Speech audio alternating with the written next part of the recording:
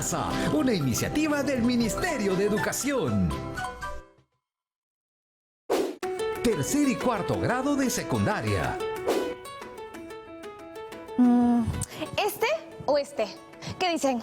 Hoy estoy emocionada porque hoy tenemos una sesión en vivo. Bienvenidas y bienvenidos a esta iniciativa del Ministerio de Educación. Aprendo en casa. Ya sé, me pondré este. ¿Les parece si antes de empezar conocemos una historia nueva en Leemos Juntos?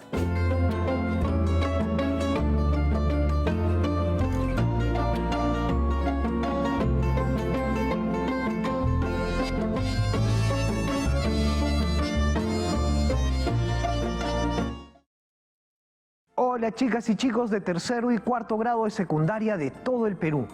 Bienvenidos a Leemos Juntos, donde una vez más leeremos textos que nos permitirán conocer otros mundos y personajes, identificarnos con ellos, imaginar, soñar y continuar nuestro camino como lectoras y lectores.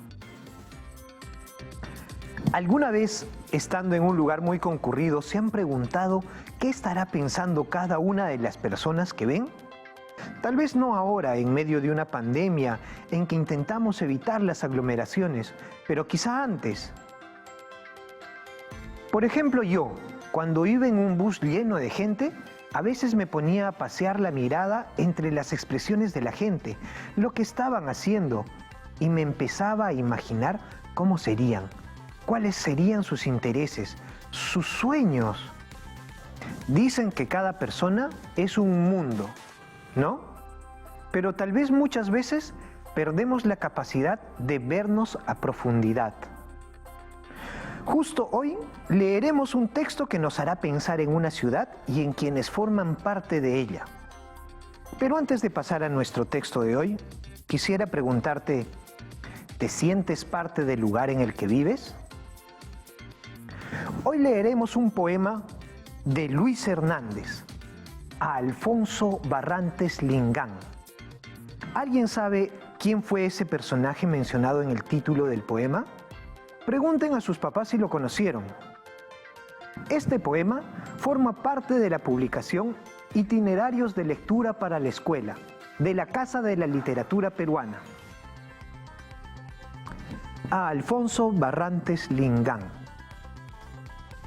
Hermanito, por la calle Colmena corre el gentío, y la miseria de las grandes urbes, y la tristeza de las grandes urbes, y tus ojos ven el fluir del mundo, y tu corazón lo apresa en sí sin mentirte, por la colmena fluye el gentío, y alguien busca la paz.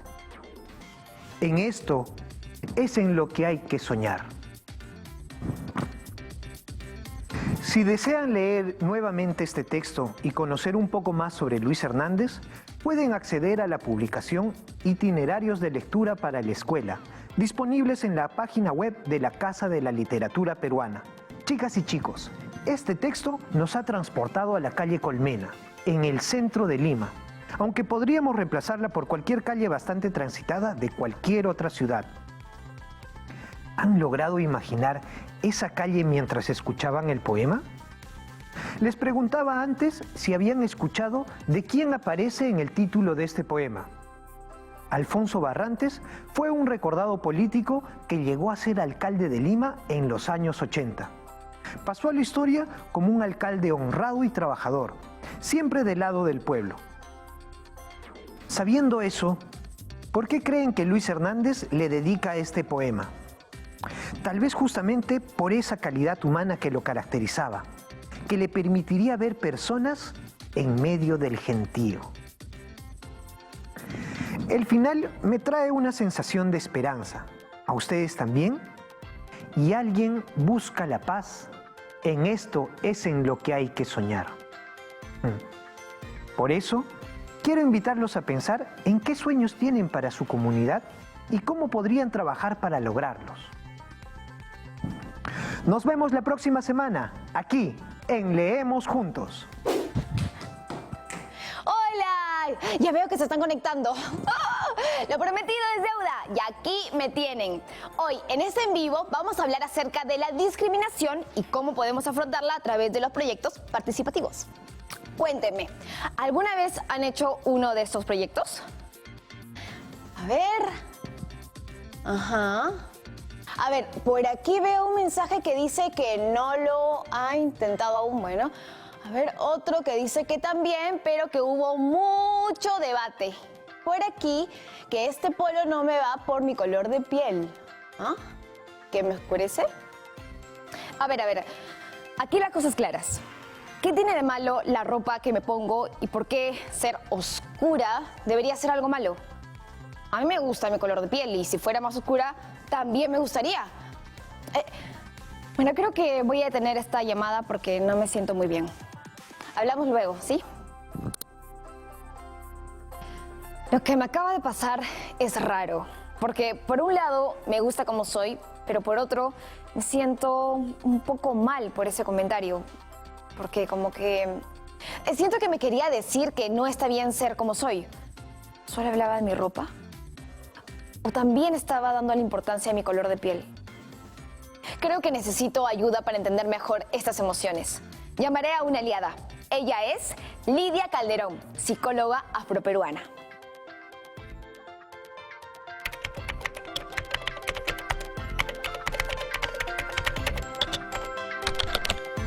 Hola Lidia, la estuve llamando porque creo que acabo de pasar por un episodio racista. ¿Me podría ayudar? Hola Yamile, claro que sí. Quisiera saber cómo podemos reconocer si estamos ante una agresión motivada por el racismo. Podemos reconocer una agresión racista cuando recibimos un trato diferenciado o excluyente en función a nuestras características físicas, ¿no? Como por ejemplo nuestro color de piel o nuestro tipo de cabello. Estas conductas pueden ser desde las más notorias, por ejemplo, un golpe, un insulto, un empujón, hasta las más sutiles, como que nos miren feo o de repente que se alejen de nosotros. Es importante recordar que el concepto raza es un concepto que fue construido socialmente para diferenciar a las personas en función a sus características físicas y generar desigualdad.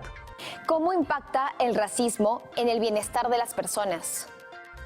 El racismo impacta en el bienestar de las personas a dos niveles, a nivel individual y a nivel social. A nivel individual, mellando la autoestima, distorsionando el autoconcepto, afectando la personalidad de la persona. A nivel social, en sus relaciones interpersonales, en sus vínculos con amigos, a nivel laboral, a nivel familiar, a nivel de todos los ámbitos sociales en los que se pueda mover la persona. El racismo definitivamente es una problemática que afecta en todas las áreas de vida de una persona. ¿Y el racismo tiene un impacto en el acceso a otros derechos? Por ejemplo, a la salud o a la educación. Sí, definitivamente el racismo tiene un impacto en el acceso a derechos.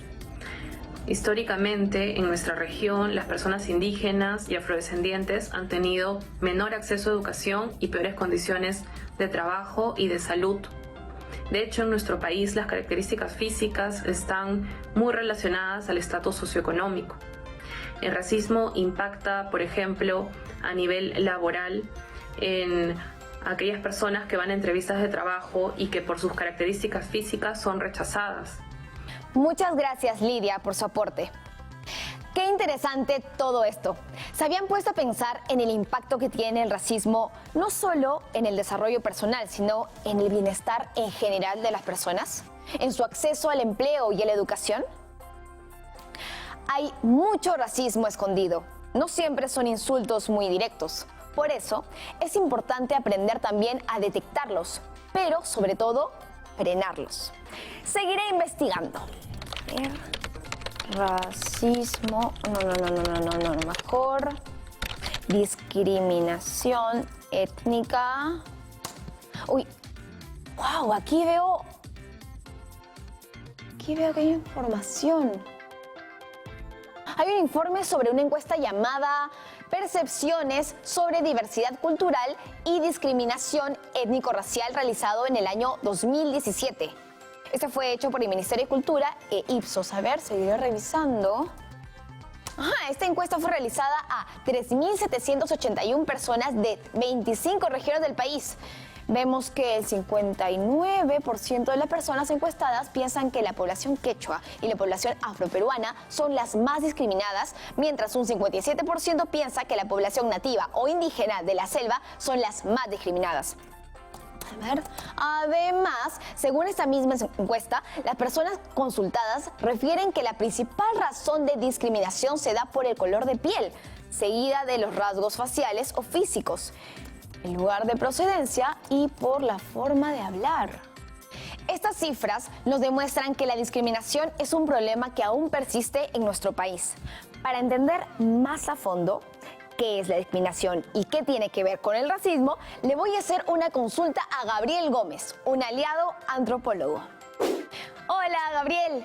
Hoy en Aprende en Casa hemos abordado el tema de la discriminación. Tengo algunas preguntas que hacerle. Hola, Yamile. Claro. ¿Qué preguntas tienes?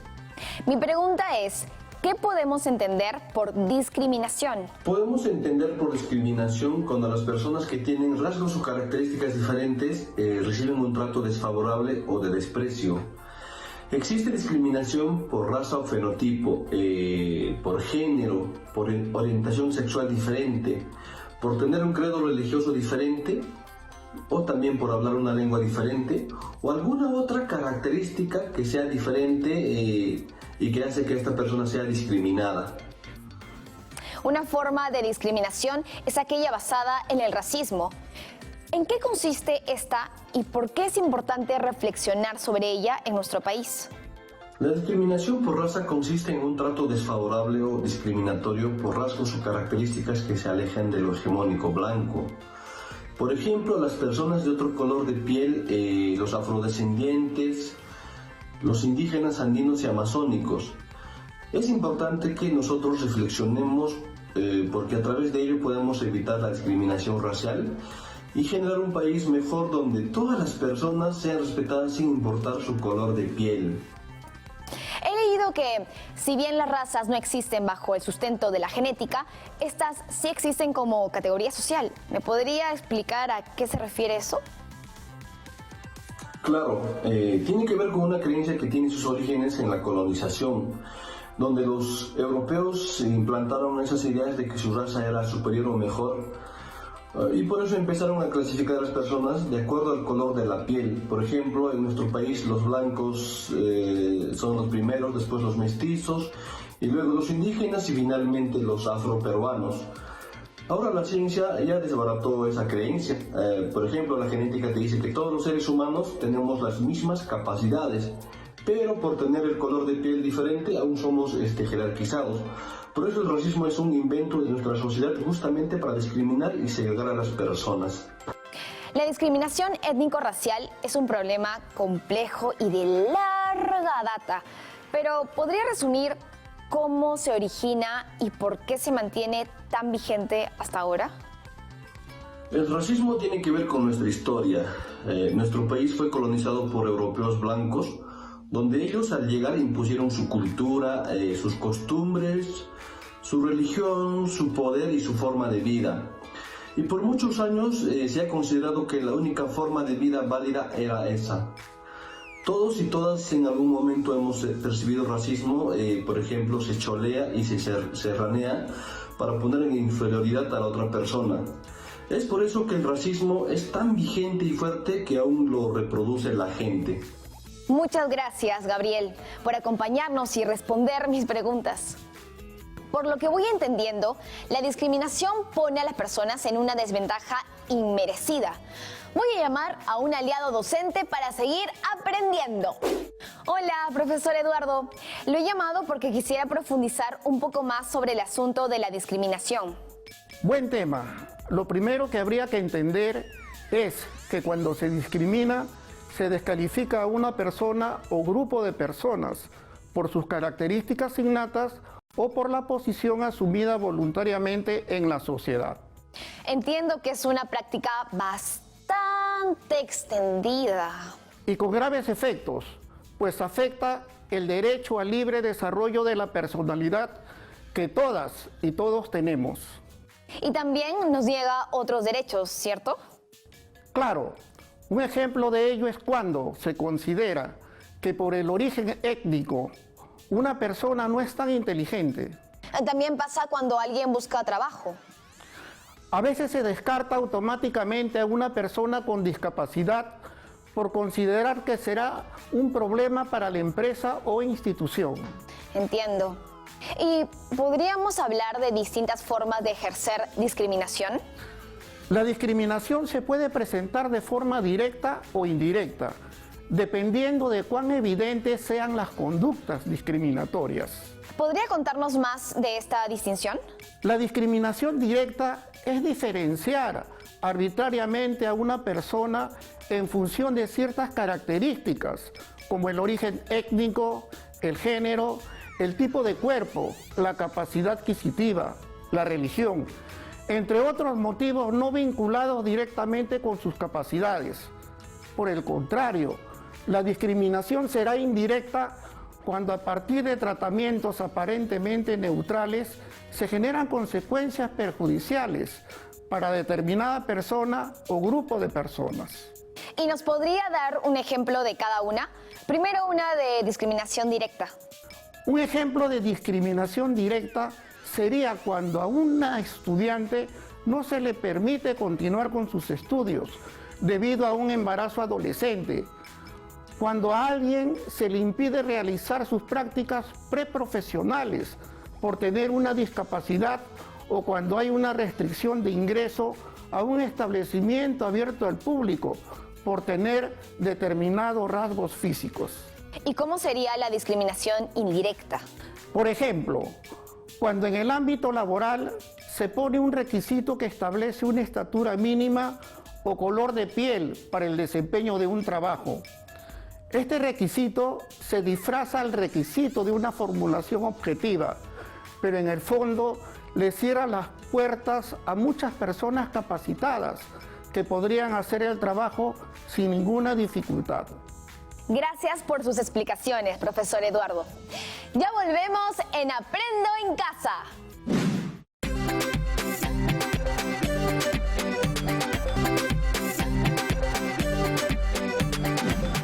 Ya estamos de regreso. Si bien vivimos en un país muy diverso culturalmente, eso no siempre es valorado positivamente. La discriminación basada en ideas racistas se esconde entre bromas y frases que a veces no parecen tan racistas a primera vista. Para hablar de esto, vamos a invitar a una aliada. Ella es Ángela Acevedo. Hola Ángela, bienvenida a Aprende en Casa. Tengo algunas preguntas para ti, porque estamos tratando de comprender cómo afecta la discriminación a la ciudadanía. Hola Yamile, hola chicos, hola chicas. ¿A qué tipo de prejuicios se asocia lo indígena, andino y amazónico? Debemos partir que el racismo y la discriminación étnico-racial es un problema de nuestro país, es un problema que vivimos todos los peruanos y peruanas en nuestro día a día.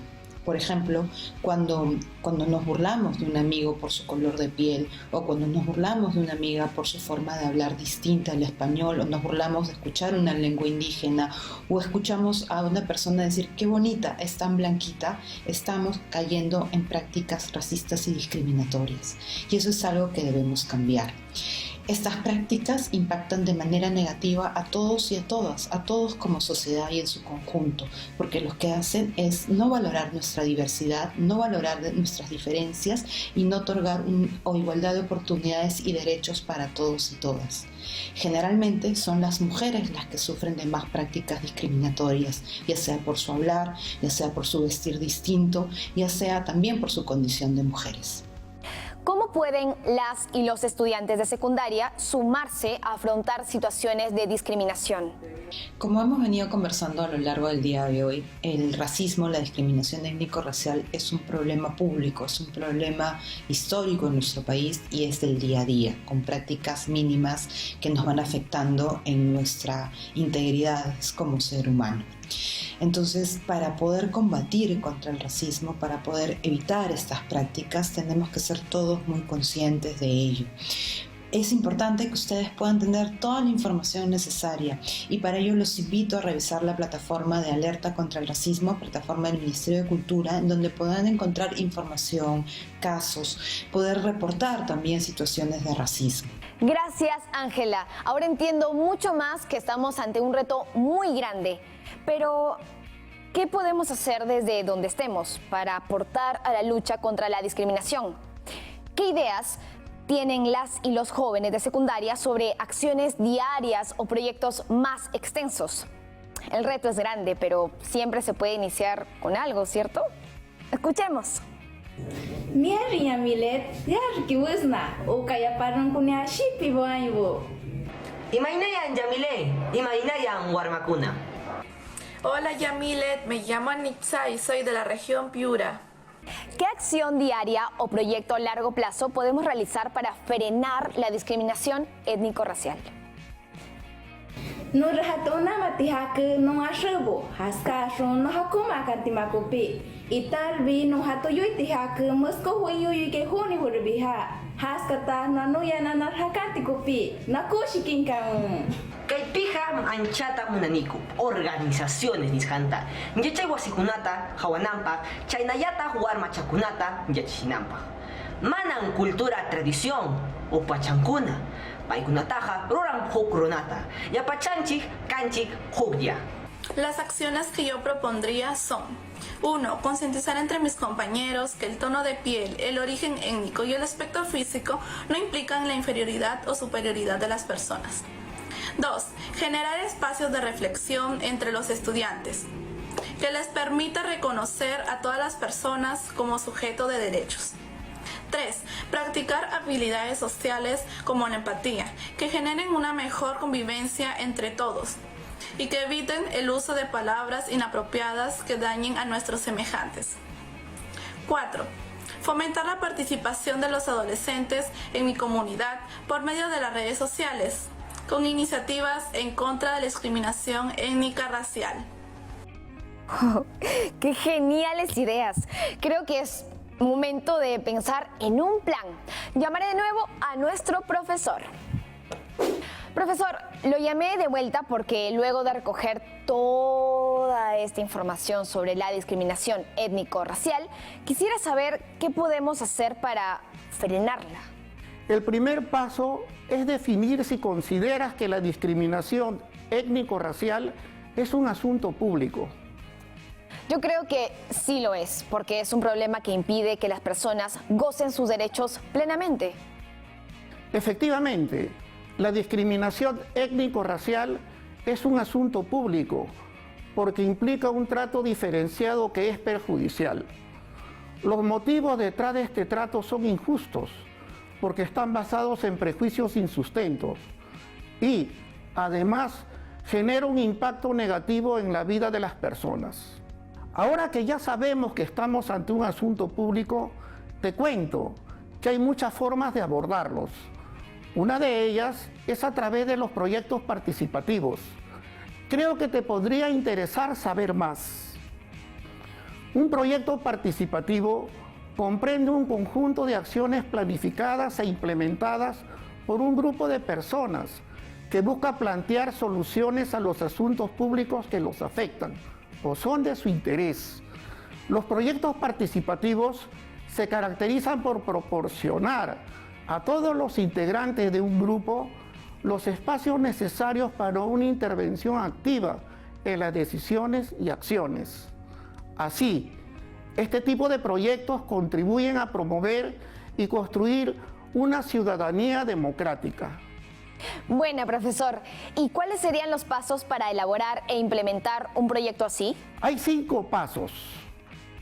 Primero, debemos identificar y seleccionar el asunto público, es decir, reconocer hechos, acciones y situaciones que afectan la convivencia democrática y los derechos de las personas. Luego, pasamos a la recolección de información para comprender el asunto público a fondo. El tercer paso es ya diseñar el proyecto participativo. Esto significa priorizar las ideas y proponer soluciones. implica elaborar un documento que plasme los objetivos, la justificación, las actividades y el cronograma. El cuarto paso es ejecutar el proyecto participativo y finalmente el quinto paso consiste en evaluar el impacto del proyecto participativo. Qué útil es esta información. Muchas gracias, profesor. Voy a ponerme en acción. Tengo ya algunas ideas en mente para un proyecto bien chévere. Mucha suerte, Yamile. La discriminación étnico-racial vulnera los derechos de las personas, el bien común y la convivencia democrática. Hay personas que por su color de piel, vestimenta y forma de hablar sufren insultos. Pero no solo eso, sino también que les dificulta o se les niega el acceso a servicios que son básicos. Seguro muchos de nosotros incluso hemos sufrido discriminación y nos da vergüenza admitirlo, porque creemos que somos nosotros el problema, pero nada que ver, no somos nosotros. Este es un problema que arrastramos por siglos y que necesita una solución integral ya. Nadie es menos por su color de piel ni su cultura, por eso podemos poner un granito de arena para ayudar. Es momento de escribir estos proyectos participativos. ¿Se animan?